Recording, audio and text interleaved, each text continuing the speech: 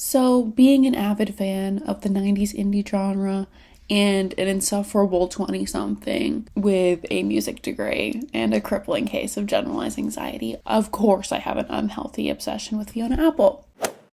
Fiona Apple is an American singer-songwriter, and she released the song Every Single Night in 2012. Overall, this song is about the anxieties and thoughts that Fiona Apple gets when she lies down in her bed each night. In my first thorough listen of this song, the movement of the chords from section to section stood out to me. I noticed that the way the chords interacted with the vocal melody created a mysterious and dark feeling that replicated what lying in bed awake feels like. If you're not aware of how an analytical brain works. Of course, this is one of my favorite songs, so I have heard it before, but when we talk about a first listen, that means the first listen that you are looking at it with the goal of analysis in mind. After a few more listens, I began my analysis on the song by focusing on key changes, chord progression, and form structure. There are a few different ways that you can analyze a song. So while I focused on chords and form structure, there are also completely different aspects that can be focused on that would bring a whole different meaning or a whole different layer to the same exact song, such as like rhythm structure, lyrical analysis, which is something I do kind of do in this video, or visuals that go along with the music, like music videos or film and TV music. I connected these music theory elements that I decided to focus on to how it relates to the narrative of the piece and the lyrics of the song.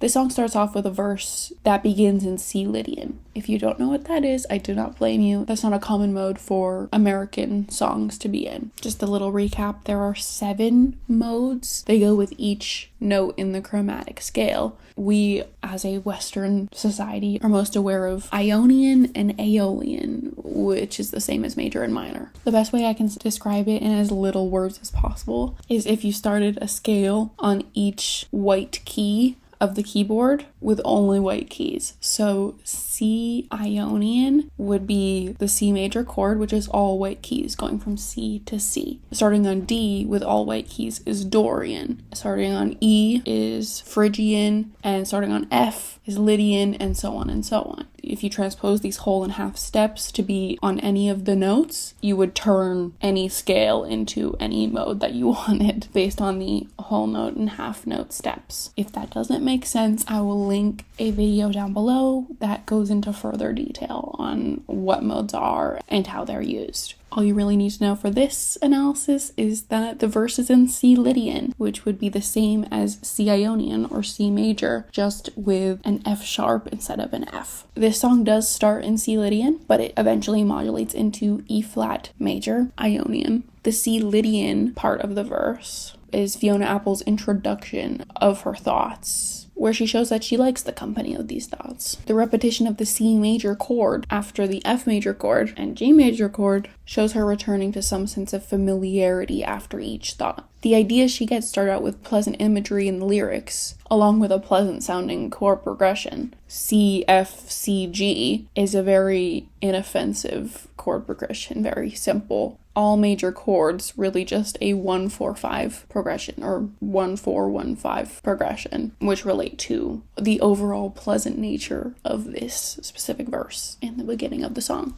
If you'd like to follow along with the form structure that I'm talking about, I broke it down like this. I'm not sure if other people would break it down a different way, but these are the vocabulary words I'll be using when I'm referring to each piece of the song. In this piece of sheet music that I transcribed, you can see that Fiona Apple describes her thoughts as butterflies fluttering throughout her brain. Once the key modulates to E flat major, Fiona Apple is beginning to become overwhelmed by all the thoughts in her brain. She uses words like swarm and swelling, which move the narrative into a darker and more paralyzing side of her story. She continues to present her thoughts as butterflies, but as the key changes, the behavior of these butterflies start to change as well. Her once fluttering butterfly-esque thoughts are now swarming in her belly, which is a piece of imagery that's referencing the common saying of butterflies in my stomach, which is commonly used to represent an anxious feeling. The message that this verse is portraying in both the lyrics and the chords is the development of her harmless thoughts turning into anxiety keys throughout the night. After each verse, the song proceeds into the pre-chorus, where the key stays in E-flat major, then modulates back to C, Ionian this time instead of Lydian. The back and forth that happens between the E-flat major key and the C major key represents the fight in her mind, not only with actual thoughts, but also with whether she likes having them or not. The E-flat major key continues to portray the overwhelming feeling she has as it suddenly turns to pain. The pain of these thoughts is so stunning that Fiona Apple portrays them as if they're closing in on her like a second skeleton. Although she still sees these thoughts as debilitating, the key switches back to C major again, as she says these feelings are trying to fit beneath the skin. In the verse, the C major chord progression represented her acceptance of her anxiety, while during the C major section of the pre-chorus, she's trying to deal with these thoughts and keep them contained. But the severity of her feelings from the E-flat major key is bleeding over into her more peaceful state of mind. This is also apparent in the melody line, because the F sharp note that was in the verse's C Lydian key is changed to an F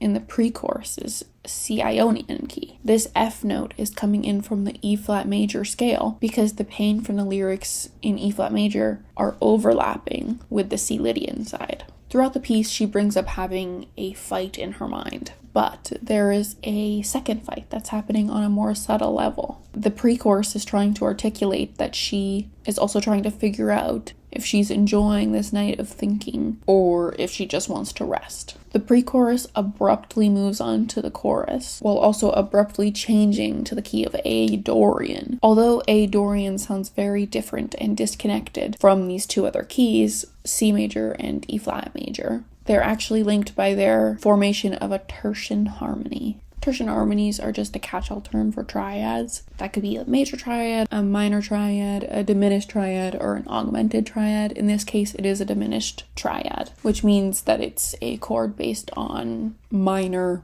thirds stacked on top of each other. Like I said, this tertian harmony forms an A diminished chord, which reflects the ominous feel of the overall song. Now, this doesn't necessarily mean that an A diminished chord is being played. It just means that the keys that are changing throughout the song form an A diminished chord, which makes the entire song feel like an A diminished chord instead of an A diminished chord actually being played. The keys in the verse and pre-chorus are representative of her inner argument. The key change that happens in the chorus serves as her declaring that she's having this fight between her and her thoughts, and also the fight between the keys. The one line she sings in each chorus is an announcement of what's happening within her inner monologue to herself and the listener. Each chorus has different lyrics, ranging from every single night being a light, a fight, and all right. A light, meaning a descent, starts the piece off with her approval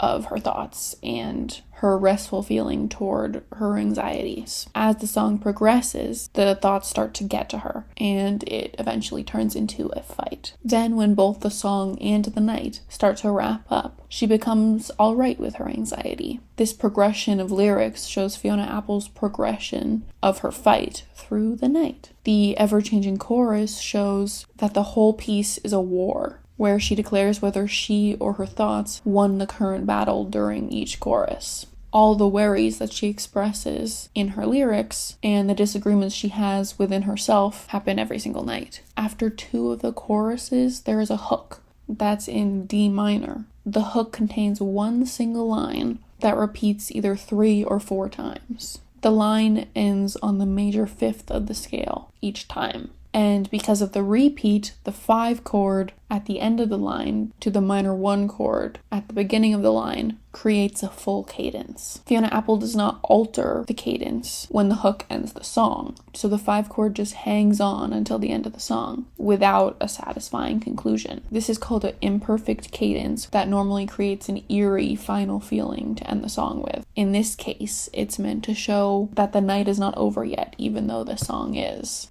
The hook's lyrics and the key relate to the C major side because she tells us that she wants to feel everything, including all the overwhelming thoughts at night. To wrap things up, throughout the song, Fiona Apple went on a journey where she was debating and struggling with her mind. whether to be okay with the thoughts and anxieties she feels. By the end, shown in the hook outro and the final chorus, she accepts the worries she gets every night by saying that she just wants to feel everything. Fiona Apple takes the listener through her experience of the night by matching her lyrics with the chords and progressing through the song as if we were experiencing the night along with her.